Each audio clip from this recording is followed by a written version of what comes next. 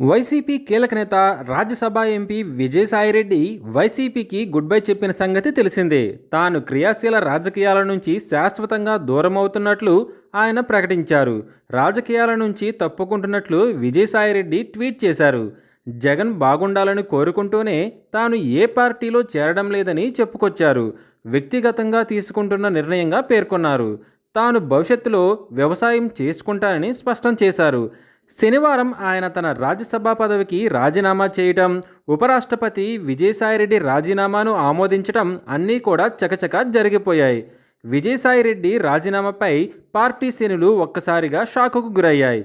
Jagan London పర్యటనలో ఉన్న సమయంలో విజయసాయిరెడ్డి రాజీనామా చేయటం ఇప్పుడు ప్రాధాన్యతను సంతరించుకుంది. అయితే విజయసాయిరెడ్డి ఇంత సడన్గా ఎందుకు రాజీనామా చేశారనే విషయం మాత్రం తెలియడం లేదు. ఇటీవలే ఆయన ఉత్తరాంధ్ర బాధ్యతలను కూడా స్వీకరించారు. ఇలాంటి సమయంలో ఆయన జగన్కు తోడుగా ఉండాల్సింది పోయి ఇలా రాజీనామా చేసి రాజకీయాల నుంచి తప్పుకోవడం ఏంటని వైసీపీ శ్రేణులు ఆయన్ని ప్రశ్నిస్తున్నాయి.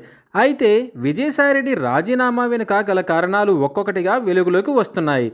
కాకినాడ పోర్టులో భారీగా అవకతవకలు జరిగినట్లు తెలుస్తోంది. ఈ వ్యవహారంలో విజయసాయిరెడ్డి పాత్ర చాలా కీలకంగా ఉందనే ఆరోపణలు వినిపిస్తున్నాయి. దీనిపై విజయసాయిరెడ్డి కాకినాడ పోర్టు కేసులో ఈడీ ఎదుట హాజరయ్యారు. సిఐడితో పాటు ఈడీ కూడా రంగంలోకి దిగి విచారణ జరుపుతోంది. పోర్టు రాయించుకుంది విజయసాయిరెడ్డి అల్లుడి సోదరుడు శరత్ చంద్రారెడ్డికి చెందిన కంపెనీ. ఈ కేసులు చుట్టూ ముడుతుండటంతోనే ఆయన రాజకీయాల నుంచి తప్పుకుంటున్నట్లు తెలుస్తోంది. విశాఖ బీచ్ విషయంలో ఇప్పటికే ఆయన కూతురుపై కేసు నమోదైంది. దీనికి తోడు కాకినాడ పోర్టు వ్యవహారం మెడకు చుట్టుకోవడంతోనే ఆయన రాజకీయాల నుంచి తప్పుకుంటున్నారనే ప్రచారం జరుగుతుంది. దీనికి తోడు అటు బీజేపీ నుంచి ఒత్తిడి పెరగడంతో ఆయన పార్టీతో పాటు ఎంపీ పదవికి సైతం రాజీనామా చేసినట్లు తెలుస్తోంది.